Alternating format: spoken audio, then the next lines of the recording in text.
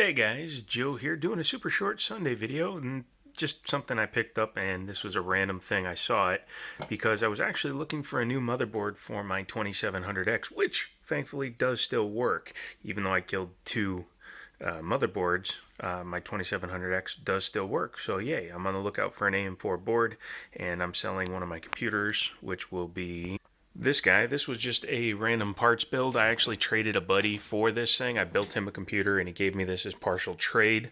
And the only thing I added was an SSD, which I had laying around, and a 500 watt power supply, which I got very cheap. And this is just an FX 8320 system with 16 gigs of RAM, a R9 390, all that good stuff. And I'll probably get about $350 for it when I sell it. And it's just in a plain case, but it's all black and red, so I thought that looked cool. But coming back to these guys, these are AMD or ATI Radeon 5970s. For those of you that aren't familiar with the 5970s, these are AMD's versions of the Intel dual GPU cards, except for they didn't put them staggered because the blower design. They actually put both of the dies back here. On the 6990, they put one die on each side of a fan in the center like Intel did. I wish these were 6990s, but unfortunately they're not. They're 5970s. They're a 2 gigabyte card. I can't recall if that's 2 gigabytes per die or 1 gigabyte each. I'll find out when I plug one in. And I am going to do that real quick. I'm going to pull that card out, although these are long boys. You can see my hand for reference. These are some long boys. So what I'm going to do real quick is I'm going to hit pause and install one of the cards and see what it does. So I'll do that and be right back to you. So I have one of the cards installed, and yes, it's quite long. Here is a GTX 1080 Ti for scale. So they're almost the same length, but because it's a thinner card, it kind of gets deceptive about what the size difference actually is. And I'm just waiting for the computer to boot up here to see if this card even works. About to get the post beep. There we go. And we have a screen. Cool. Yeah, so at least I know the card's displaying something. Next thing I got to do is go in and it isn't seeing one of my drives all of a sudden, but we'll see what happens when we go in here. This board is not really happy with SATA 6 connections. This is an old X58 classified 3. And it's just until I replace that AMD motherboard. Once I do that, then I have my 1 terabyte that's still connected there, but isn't hooked up to this motherboard because this motherboard, again, does not really care for gigabyte 6 gigabyte per second. Blah, blah, blah, blah. You know, words and stuff and goodage. So we need to get some drivers installed on this. I'll come back once I get some installed drivers. It's nice to see that AMD still has a support for old legacy drivers. This is from 2015, I believe, and it's something or other. What is that saying? Do you want to increase? Yeah, sure, why not? Let's increase the resolution. There we go. Yeah, so it brought up the resolution pretty good. Let's see if it even sees these cards. Express, yep. Sure. Hey, it's actually installing them. AMD's pretty picky if you don't have the right card installed, so I'm going to make sure that this is all working, and I'll come back while it's running a test. Blower fan is loud. Blower fan is very loud. Yes, very loud indeed. Let's see what happens when we run something. Obviously, we are not going to run Time Spy on a 5970 because, no. I think even Firestrike is going to be too much, but I want to see if it will even run, so I'll pop back in while it's running. And while it's running, I figured I'd point out that I'm a fan of dual GPU cards. This is a GTX 690, and I actually have two of these as well.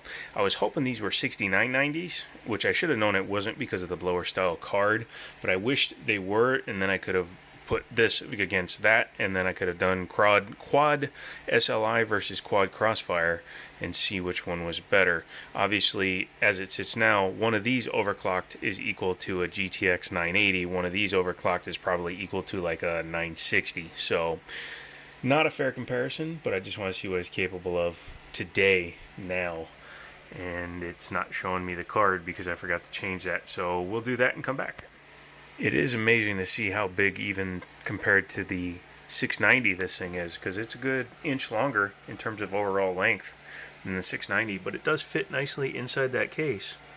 I just don't think I can run dual of them in there. I don't think there's enough room. I'd have to go down to the second from the bottom slot, and I think that would be down too far, personally anyways.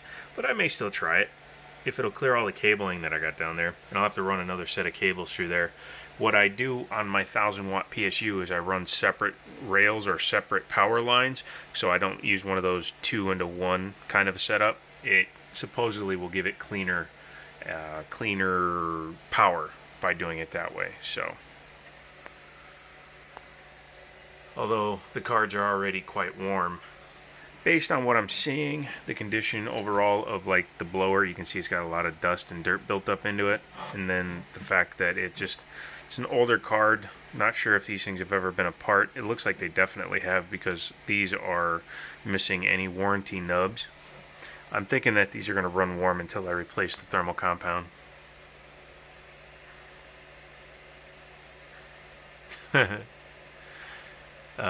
Single digit performance. That's not good. Although both cards are being used, which I do like, what I'm going to do is I'm going to run a more realistic benchmark for these cards. I'm going to run not Time Supply, but Skydiver. Poor computer. Has to deal with crappy cards.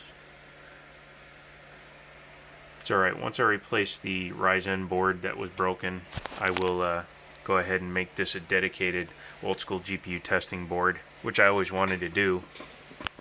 But there's my X370 Crosshair 6, which is dead now, which makes me sad, Panda, because that was a decent board. Now I got to just throw it away because it won't work. And there's an MSI B350 Mate. That works, but I don't have a first-gen Ryzen to update the BIOS with, so hopefully if I can find a good deal on one, I'll do that. And then here, if you follow me on Instagram, is the board that I screwed up the traces on, which fried the motherboard. Damaged the motherboard anyways, to the point where it doesn't work anymore. So that sucks, because this was another Strix board. So yeah, I'm just having all the lucks. I am going to pull off the heat shields and the VRM cooler off of this board before I throw it away, because I might use them on another board because they look cool. Who knows? We'll see. Let's get back to the other thing we were doing. Here we are in Skydiver, and this should give us a much more accurate look at what this card is capable of. And again, both cards are being utilized much more this time too, because they aren't being hampered by the information that it's trying to process. The CPU was being stopped from really enabling the GPUs to do anything because the GPUs were not fast enough to keep up with the CPU. But now everything seems to be pretty balanced. That's why it's in the, it'll slow down during a lot of scenes, but if it stays above 30, I will be impressed.